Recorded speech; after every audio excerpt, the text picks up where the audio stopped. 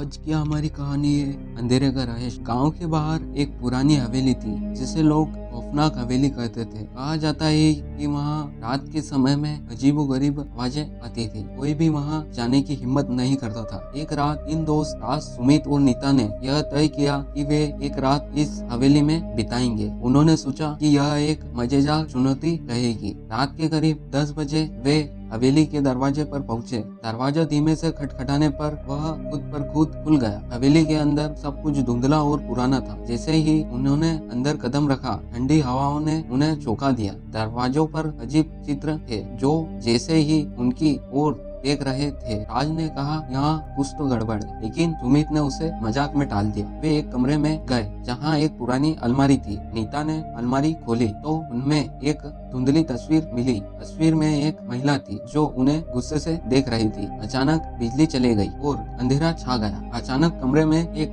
चीखने की आवाज आई। तीनों दोस्त डर गए और बाहर भागने लगे, लेकिन दरवाजा बंद हो गया। वे फंस गए थे। तभी एक साया उनके सामने से आया। वही महिला की छवि जो तस्वीर में थी। उन्होंने कहा, तुम मेरी शांति भंग कर रहे हो। और उसके बाद अंधेरा और गहरा हो गया। तीनों ने अपनी आंखें बंद कर ली और जब आंखें खुली तो उन्होंने हवेली के बाहर खड़ा हुआ पाया। वे तुरंत गांव के मंदिर पहुंचे और उस रात की घटना बताई। गांव वालों ने बताया कि वह महिला जो हवेली में रहती थी एक समय में गांव की सबसे खूबसूरत महिला थी, लेकिन एक दिन मिस्टीरियस गायब हो गई। उसकी आत्मा अब हवेली में भटकती है। उस रात के बाद राज, सुमित और नीता ने भी हवेली का नाम नहीं लिया, लेकिन अंधेरी रातों में जब हवा चलती थी वे कभी कभी उस महिला की चीख सुन सकते थे।